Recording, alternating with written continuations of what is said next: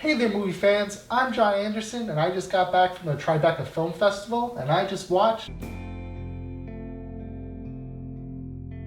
I Am Heath Ledger is a documentary that, when the trailer dropped 3 weeks ago, I knew I had to see it, given how much of a fan I am of his performance in The Dark Knight. And if I was going to see any film at Tribeca this year, it was going to be this film. I Am Heath Ledger recounts the actor's life while demonstrating how much he loved his craft and how his life affected the ones surrounding him. The biggest takeaway I got from this film was learning how creative Heath was as a person, whether he was taking video or photos everywhere he went, or jumping into the director's chair. He was a true artist and was always trying to evolve as an actor and a person. There were always cameras around, a video camera or a Polaroid camera or the film camera.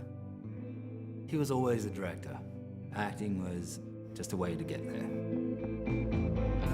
We also get accounts from some of Heath's closest friends, family, and fellow Aussie actors like Naomi Watts and Ben Mendelsohn, who all share the same amount of passion and love for their late friend. It would have been unthinkable to have a romantic tragedy involving two gay cowboys.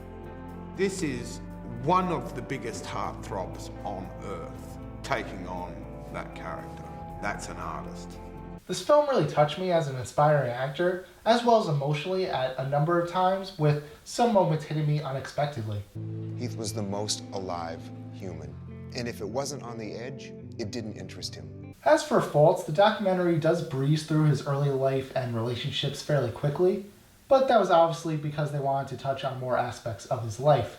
And there were two people in particular that weren't present in the film, which made me question their position or availability for the documentary, which took me out of the film a little bit. However, despite these very minute flaws, the documentary truly has a style of its own that makes you feel as if you're watching Heath's personal home videos or going through a family photo album, while still providing insight to the creative artist that was Heath Ledger.